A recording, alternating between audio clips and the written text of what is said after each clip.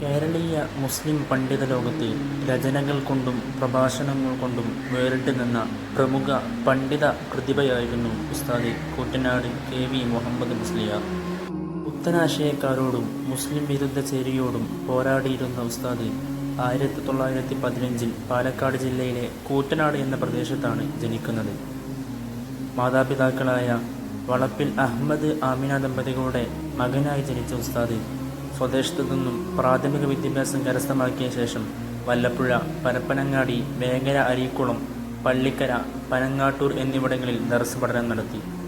നാലിൽ മുഹമ്മദ് മുസ്ലിയാർ, അബ്ദുല്ലലി കോമു മുസ്ലിയാർ, കൂട്ടിലങ്ങാടി ബാപ്പു മുസ്ലിയാർ, ഓടക്കൽ കോയക്കുട്ടി മുസ്ലിയാർ എന്നിവരായിരുന്നു ഷെയ്ഖുനയുടെ ഉസ്താദുമാരായുണ്ടായിരുന്നത്. സമസ്ത കേരള ജമിയത്തുൽ ഉലമ joint secretary, സമസ്ത മലപ്പുറം ജില്ലാ പ്രസിഡന്റ്, മുഅല്ലിം ക്ഷേമനിധി ചെയർമാൻ, SYS സംസ്ഥാന പ്രസിഡന്റ്, SKJMCC സെക്രട്ടറിയായും പിന്നീട് പ്രസിഡന്റായും ഉസ്താദ് സേവനം ചെയ്തു.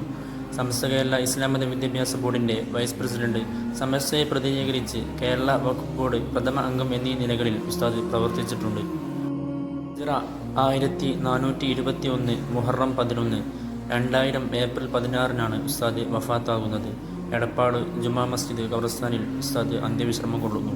അള്ളാഹു ഉസ്താദിനോടൊപ്പം സ്വർഗത്തിൽ ഒരുമിച്ച് കൂട്ടി അനുഗ്രഹിക്കുമാറാകട്ടെ. ആമീൻ.